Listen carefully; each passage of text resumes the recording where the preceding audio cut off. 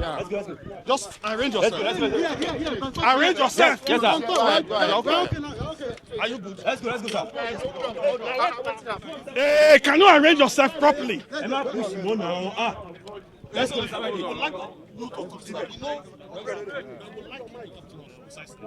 Well, we are here because our chairman invited us for the inaugural meeting of the brand new NWC after the convention in Oyo, in Ibadan. And as we came, we met some people there. The whole place was barricaded by the police. Our chairman has given explanation. We are not just here to cause trouble, or this is our own place. And some imposters who have been expelled by the convention, which is the highest decision organ of the party, came to cause commotion. And you can see the minister of the FCT coming himself, in person, being backed by the police. We are surprised because at the point when the police allowed us in, our chairman praised them for impartiality. But here we are. We are here to sit in to see what will happen. Our property, we have been tear gassed as governors.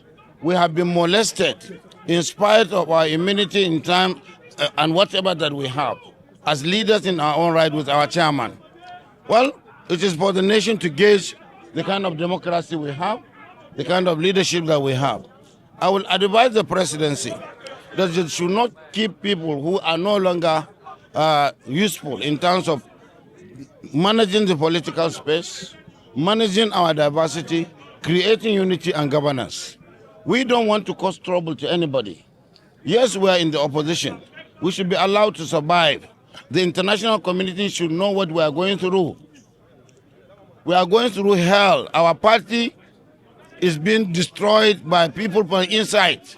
And the relevant laws were invoked to get them out. And we are here to inaugurate our leaders. And look at what is happening. So we are not going anywhere, even if they will kill us. Me and my colleague, the governor of Oyo, will oblige our chairman's invitation. Maybe you will hear more from him, but certainly we are cautioning that this thing is getting out of hand. Enough is enough. Mr. Chairman, let's come to the meeting. Yes. Yesterday, we accompanied you to the FCT. When you told the FCT Commissioner of Police about a possibility of what is happening today, what assurances did you get from the police yesterday? Well, yesterday, when I had an interface with the Commissioner of Police of the FCT, I told him that we're privy to an information that people who have been expelled from our party are planning to come to our headquarters to disrupt our activities. And the Commissioner of Police FCT assured me, upon his honor, that they will do whatever is possible to protect us and guarantee us safe passage into our premises. Now, let us stop there. Now we are here. Our serving and former governors are here. Our members of National Assembly are here. Our members of Board of Trustees are here. And you've seen how they are now granted access to the Minister of the FCT, a person that has been declared persona non grata in PDP, a person that had been expelled, to come in. They have tear gas us and tear gas even our governors who under the Constitution. I was just told that. We will be now calling on international community. I want to call on President Trump. What is at stake is not just genocide against Nigerian Christians. He should come and save democracy in Nigeria. Democracy is under threat. I'm calling on all other developed nations, all advanced democracies, come and save Nigeria, come and save democracy.